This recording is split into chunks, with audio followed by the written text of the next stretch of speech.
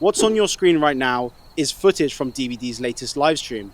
This was in fact the 13-hour-long torture method chosen to reveal the game's 43rd killer, Jason. This announcement got me thinking. Every time there's a shiny new chapter in Dead by Daylight, a bunch of new players seem to join. One of the best examples of this was last year. As you can see, the amount of players peaked in June when the FNAF chapter was released. Unlike Springtrap himself, however, it seems that these players do not always come back. The number one reason for this is because Dead by Daylight has a time investment issue.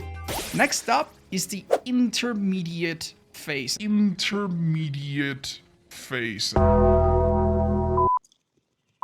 Now we're done beating around the bush, let me tell you why this game takes so long to get into. Numero uno reason, the roster of killers. In order to explain why these killers create a time sink for both killer and survivor players, I want to explain killers at their most basic level and then build up from there. The simplest killer I can think of is the Trapper, and he's kind of like the baseline that all other killers deviate from. If you think about it in terms of evolution, the Trapper would be the fuck-out fish that decided it would be a good idea to come onto land, and here we are now. Look what you've done. So I'm going to use an analogy I don't think anyone's ever used before when talking about DBD killers.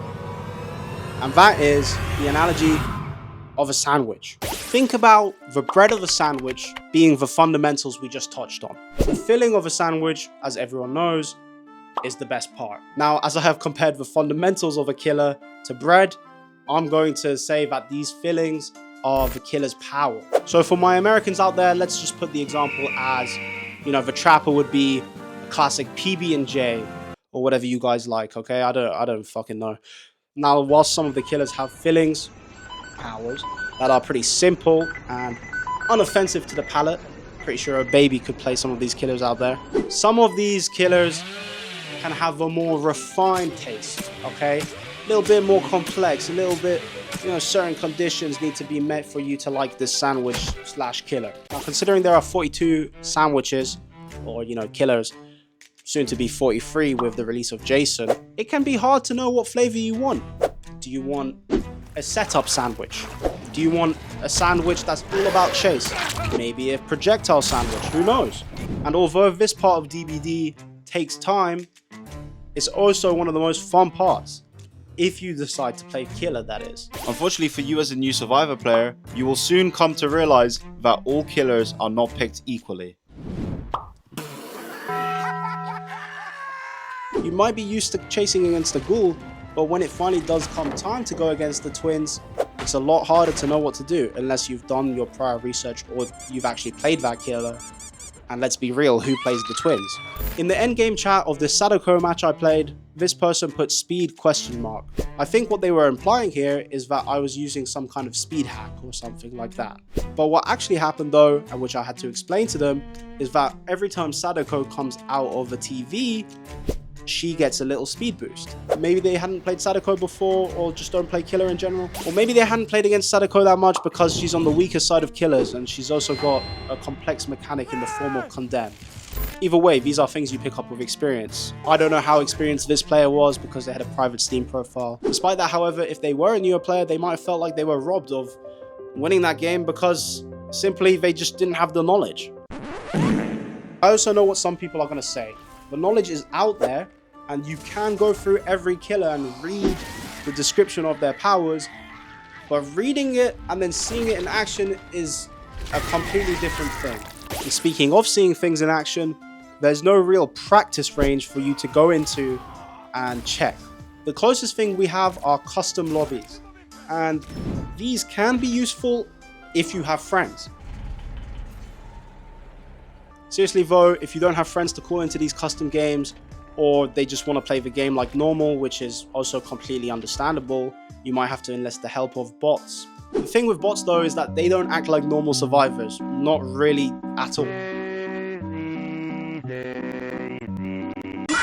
You might spend like 2 hours practicing shots with Deathslinger in a custom game against bots. That's all well and good, but when you go into a real game, you might be in for a nasty shock when survivor movement is completely different. Along with these powers, each killer has 20 unique add-ons that can affect their power in different ways. Now, I'm not saying that you have to memorize all of these add-ons because some of them have negligible effects that don't really make that much of a difference. I'm trash. Some of these effects, however, distinctly change the way a killer works. And this is quite important because it can also change the way A, you want to play them, and B, if you're a survivor, you want to play against them. Oh. Yeah, hello? Hi, can you move on to the perk section, please? Bad transition be damned, we're moving on to perks now. And this is probably one of DBD's most, controversial topics. The basic overview of perks is that a killer can equip 4 and each survivor can equip 4 as well, and these can affect the fundamentals of the gameplay. What do I mean by that exactly? I mean, for example, Hex Fortune's Fool, formerly known as Plaything, before they slammed my boy Pinhead in the Bronx. Anyway, the way that this perk affects the fundamentals of the game is it removes your ability as a survivor to hear the killer's terror radius. Whilst it is active, the oblivious status effect and getting rid of that terror radius means the killer could essentially sneak up on you, get a free hit, which might lead to a quick down, and the game could spiral from there, especially if it's activated on multiple survivors. Although this sounds a bit strong, don't worry. In order to activate this perk, first, the killer has to hook you. And because it's a Hex perk, and due to Hex perks' natures, they can be cleansed, which means you can get rid of the effect and it won't return again. Now, the reason I bring this perk up in particular is because it's a perk that allows the survivors to take two kind of paths.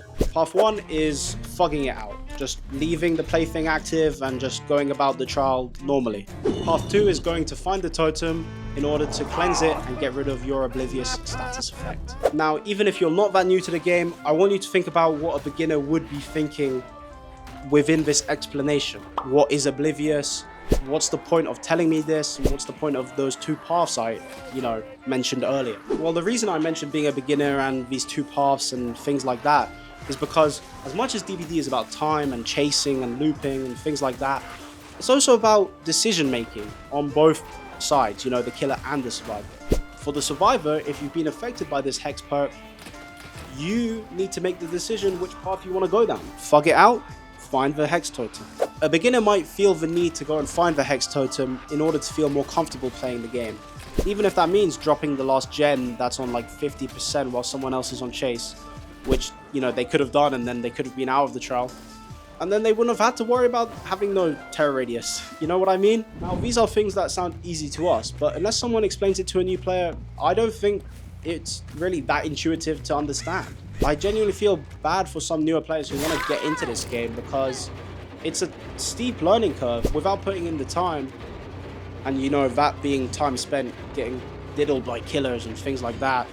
You're just not going to know, and then it's really discouraging to play. Now, another reason I bring up this perk in particular is because of the funky interactions it can have with these killer powers that you've spent, hours upon hours learning about.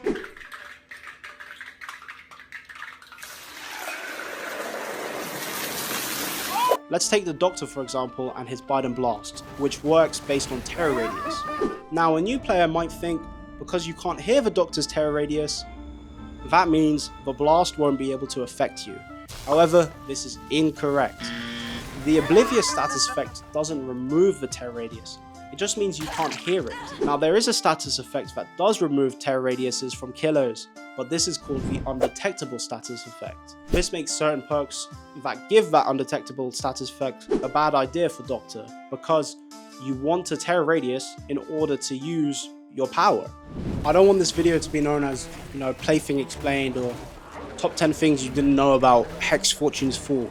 But the reason I explained so much about that perk in particular is because I wanted to exemplify how much detail can be packed into one perk out of 300. There's only one of me in all the world. I am one in a trillion.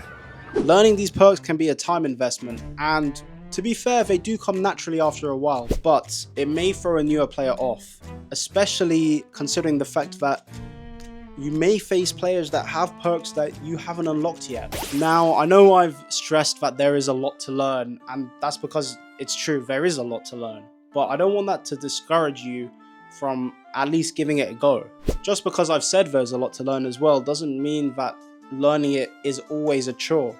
Every time I boot DBD, I feel like I learn at least one new thing, and that can be fun, and it's also something that I don't think a lot of games give you.